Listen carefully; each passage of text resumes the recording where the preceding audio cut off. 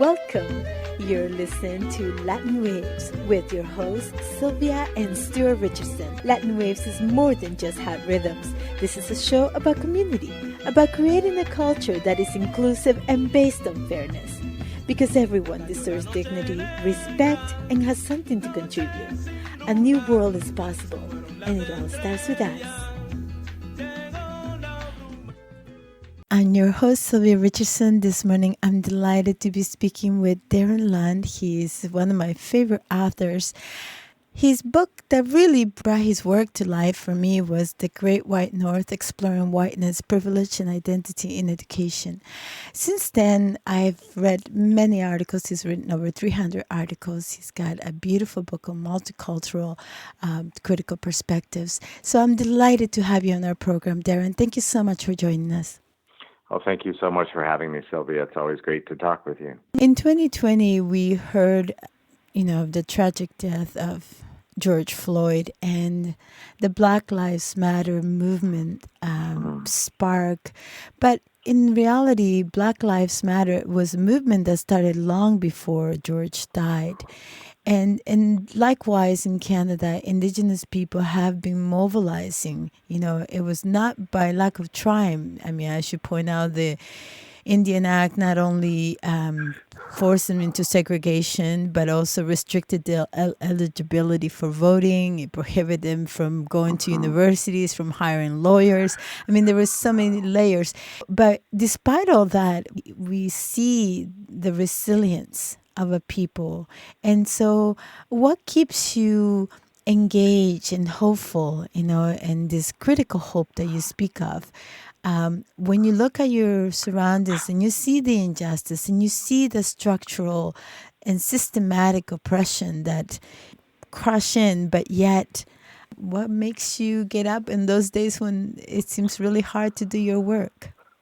I think, because we need sources of hope and inspiration. And I mean, I see a lot of hope in the growing appetite for social justice knowledge and wisdom around seeking equity, and I like that corporations are reaching out to community activists and scholars to say, help us. we need, you've been doing this work for years. Community activists have been, fighting these fights for years. Help us, people that have more, power and more economic power, to try to get it right, to try to get it better. And I you can be a bit cynical, and rightly so, to think, okay, this is about bottom line. This is about they're feeling some pressure from shareholders, or they're feeling pressure from consumers. But that's okay. It's wherever the pressure is coming from. I hope for better outcomes. So maybe this is a time that we can rethink our policies. This is a time that we can sit down with people that are sharing common interests. I was, recently invited to speak to people at Suncor, an energy company, around these uncomfortable conversations we need to have on social justice. The Alberta Family Mediation Society wants to talk about it. The Restorative Justice Society. There are people, all over that are saying, help us take these first steps. What do we not know that we need to know? And just another really promising, exciting one for me, very humbled to have been invited to speak at the University of Louisville, where Breonna Taylor was brutally murdered in her own apartment. And they're initiating, the University of Louisville is initiating a community or a symposium on how community engagement can help address racial justice.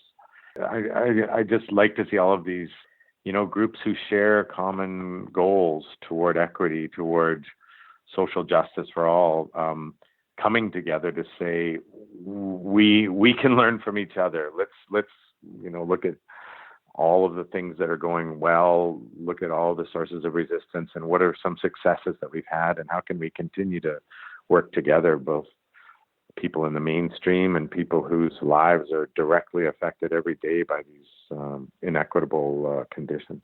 We don't know what we don't know.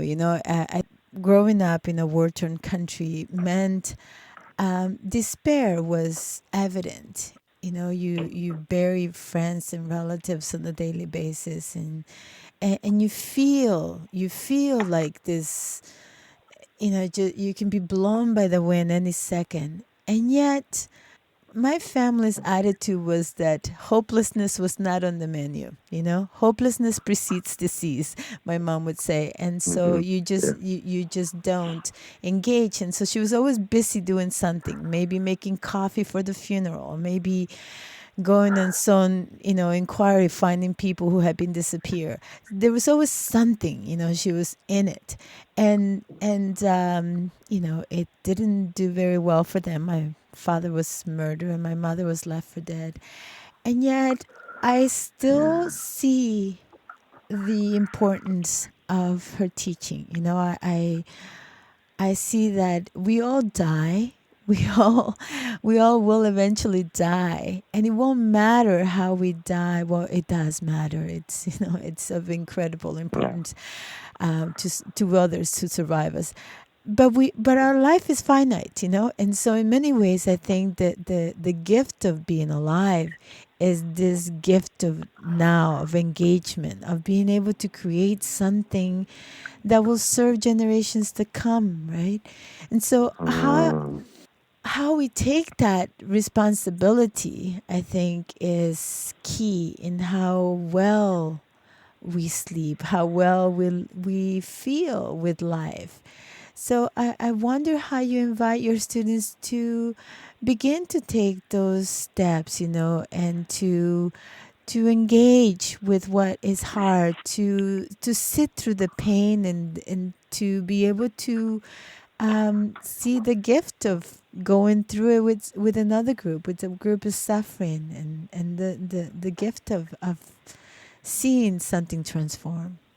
Yeah, I mean, it is that kind of an invitation, I think. I really like the idea of invitational learning, of inviting students along. And, it can't be, people can't be force fed or, hit over the head with things, but it does have to be powerful. And I really like the book, Is Everyone Really Equal? An Introduction to Key Concepts in Social Justice Education, written by Oslam Sensoy from Simon Fraser University and Robin DiAngelo, who does a lot of work around white fragility and whiteness. But this book is wonderful for undergraduates and graduate students to get the language, to think about how they've been socialized, and to think about how social justice issues are really permeate all aspects of education. So that one for me is a good guidebook. It's like a handbook that gives us the language to start talking about what can be done. But I think the key too is finding all of these excellent authors that have been writing so well about it for years. George Day at the University of Toronto and his work on critical anti-racism, and Patrick Solomon, the late Patrick Solomon, Carl James from York University, Melinda Smith, who's now at University of Calgary, Carl Grant in the United States, and Jim Banks, James Banks, and all of these amazing scholars. Dwayne Donald, an Indigenous scholar at the University of Alberta, Verna St. Denis and the St. Denis, and so many others in Canada who's, are just such great mentors and such great scholars, people of color who've, not just lived the experiences, but who've theorized on them and who've done research on them and can help students, gain just a wealth of knowledge as they move forward with their own learning. So I can, I like to be maybe a facilitator or a conduit of something, and that, all I can try and be is a good ally and a good, I guess, guide for students. I'm still on this journey myself, so I still have an awful lot to learn and an awful lot to continue to unlearn, moving forward. So I find so many of these great scholars, and there are all kinds of up and coming scholars as well that are really easy to find. One of the things that really filled me with hope is that last year, as the election results were revealed, there was 100,000 people that went through I guess went to Washington in protest, and there was this big news media about it, right? And to me, Hmm. I thought, well, yeah, there was 100,000 people, but there was 26 million who participated in the Black Lives Matter movement.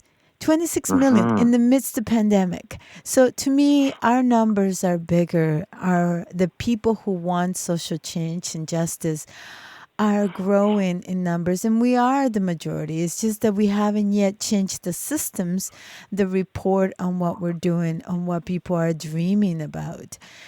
In Canada, we saw the Wet'suwet'en people unite with Indigenous people across Canada in protest of, the invasion of their territory.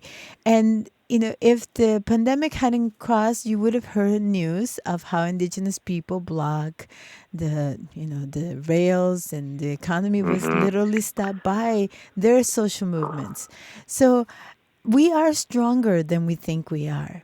And we are more powerful than we constantly are reminded in the media.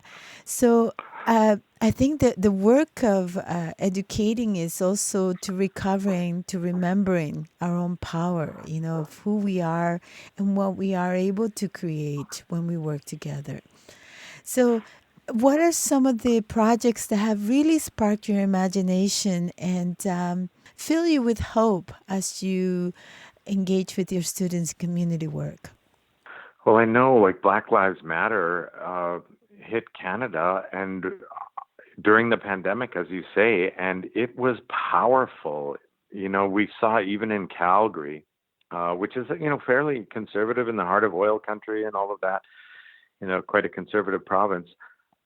Thousands and thousands of people take to the streets to stand in solidarity with Black people and African American people, and really fighting for the same kind of justice for them as for anyone. So I'm left very hopeful by that, by those kinds of large movements that we see. There's an appetite for. There also are all kinds of movements right now supporting public education and supporting our doctors and public medicine as our government is attacking them, cutting salaries, closing, forcing doctors out of the province. We've got all kinds of grassroots lobby groups, people coming together to say, no, we want a strong public medicine. We want strong public medicine. We don't want that privatized. And we don't want to see schools diminished and have only the elite get good education. Save Our Schools is a grassroots parent lobby group for keeping public education strong here in Alberta. I've seen another group emerge, Hakili, around community engagement in anti-racism and anti-oppression.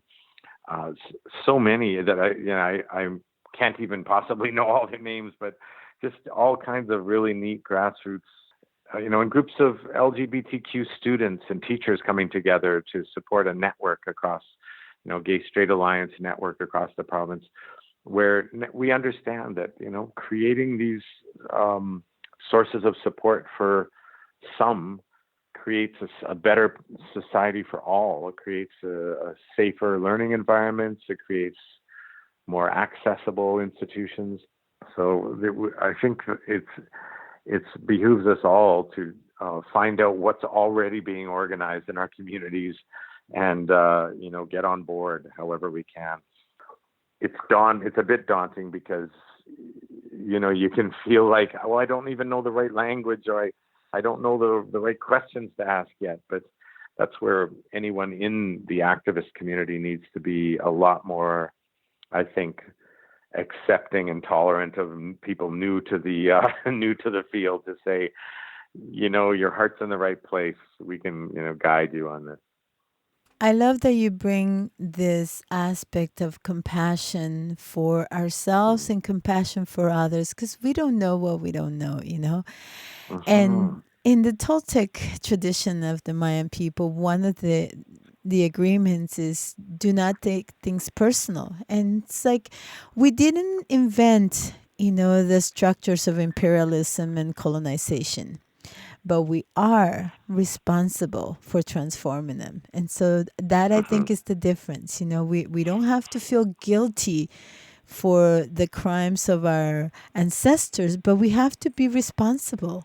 And you've told me over the years different metaphors for this, and I always love to hear them and to share them with my audience. So, do you have a way that you teach your students about this? Yeah, I mean, that's a nice one that I learned from Carl James in Ontario. But he said, if you moved into a house and the furnace was broken, you wouldn't say, well, that happened before I got here. It's not my fault. I can't blame me for that. You would actually get together with the other people in the house and work on fixing that furnace. So how, Canada's the same. We all arrived here from somewhere, except for our Indigenous people. So we're arriving here from somewhere, and there are problems that predated our arrival, but we're here now, as you say.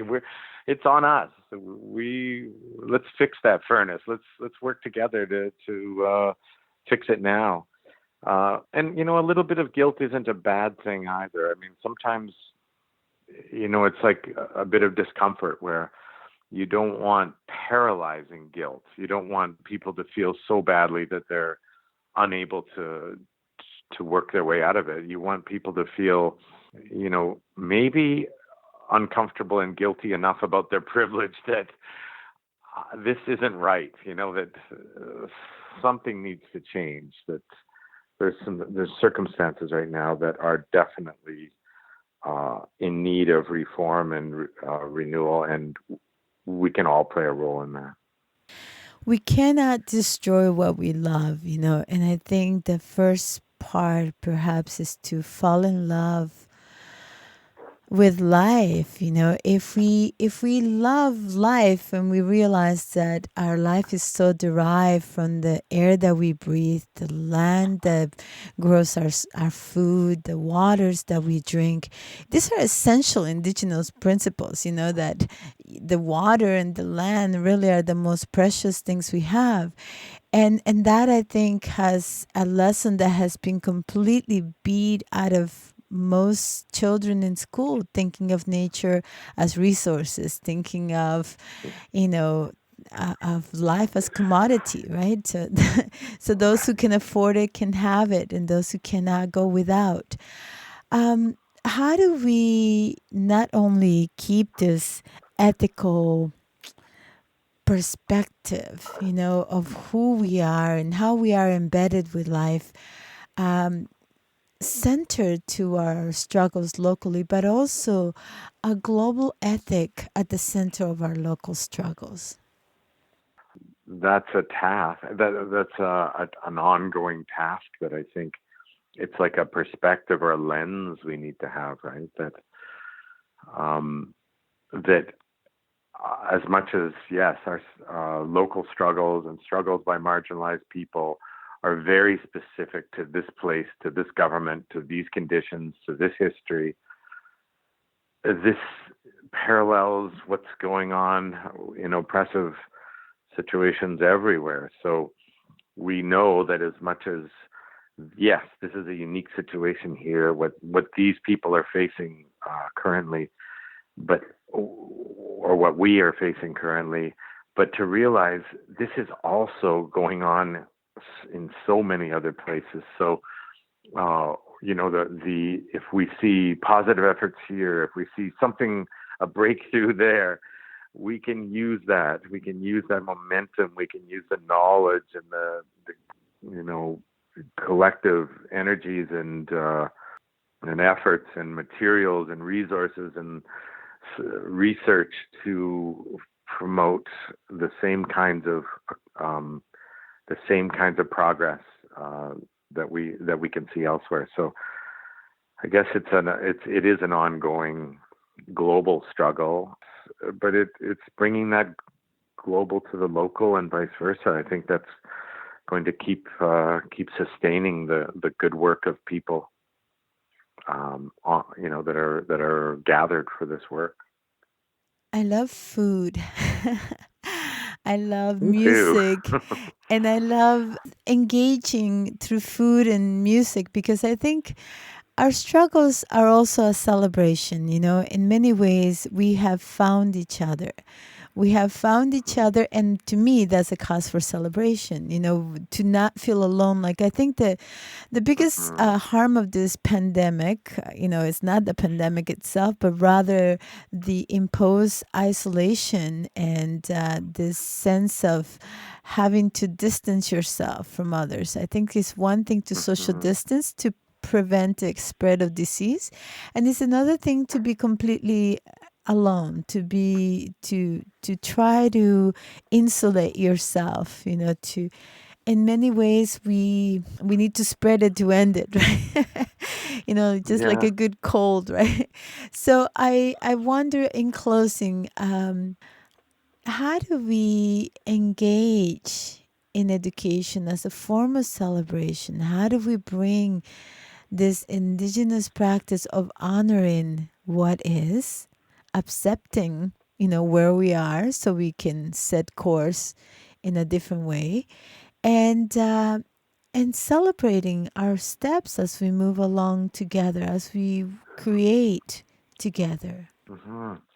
It's essential, I think. You're so right. Like the humanity and the humanizing elements of education, I think, are crucial. And I really, I like teaching online. I see a lot of community building, a lot of solidarity and love and care with my students. But I think I miss the face-to-face classes, and I miss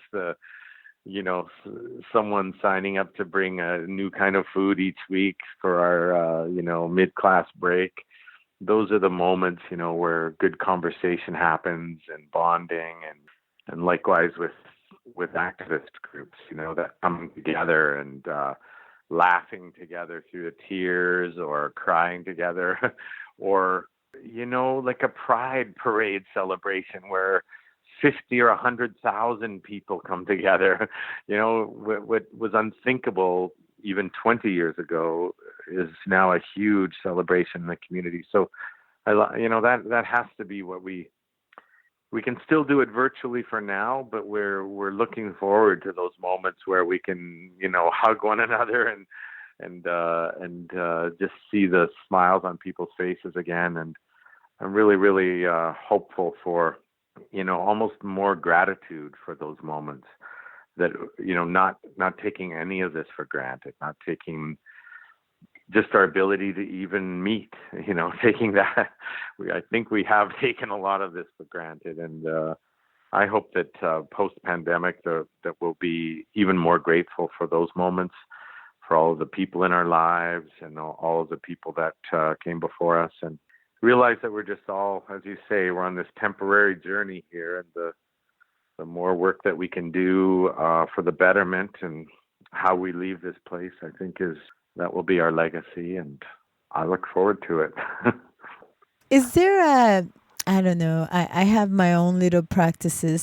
Sometimes when I'm feeling down, I have this beautiful book of Chinese proverbs.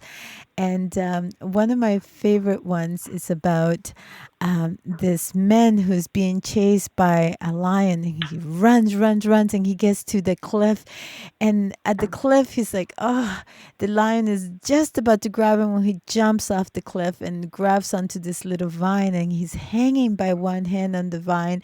And if he lets go of the vine, there's another lion waiting for him at the bottom. And as he's hanging there in this between attack, he notices a beautiful red plump strawberry. And holding on with his one hand, he just reaches up, grabs it, and eats it up. And, the whole time he's doing this, there's a little rat gnawing at his little vine. And so, the proverb is beautiful because it really talks about the lion behind the chasing you one is your past, right? We all have things in our past that we're being chased by, that we wish we hadn't done, that we can't let this sleep, whatever. And then the line on the bottom is your death. You will die one day. That lion will get you. But in between, you have this tiny little vine that's your life. And the white and the black rat, gnawing at your vine is your day and night. Every day you have so many hours of daylight and so many hours of night. And in between, you have the opportunity to either savor that strawberry that is your life or be completely consumed by the fear of losing your vine. So that keeps me going. Whenever I lose perspective, I go back to that and I think, yes, that happened. And now we're here. What's today? What can today offer, right? What can today This is a moment, right? We always have the opportunity to start over, to create something beautiful. So I love that proverb. I think that's just a wonderful way to end this. Just reach out and take a big bite of that strawberry whenever you can. thank you so much for all the beautiful ways you invite us to engage and all the beautiful ways that you write to discomfort us from our habits of being and to be in this moment, change agents to create the society we want to see. For people who want to access your work and engage with your books, how can they access your work? You can just Google my name, Darren Lund, University of Calgary, and my website should have some of them, certainly. I'm on Twitter at Darren E. Lund. But really, I think, there's so many good authors out there. There's so many wonderful writers. It's really, really humbling to be in the presence of all of these folks that are so committed to their work and from their own perspectives, from their own specific focus, doing all of this. So I invite people to come on board, and certainly I'm very humbled by your kind words today. Thanks, Sylvia. Thank you so much for being with us, Darren. Take All care. right. You take care. We've come to the end of our show, Latin Waves. Latin Waves is an internationally syndicated weekly program made available through campus and community stations and available out to the world at www.latinwavesmedia.com. Visit Latin Waves Media to hear previous shows, to access resources, or support our efforts towards social change via community project engagement. Thank you and bye for now.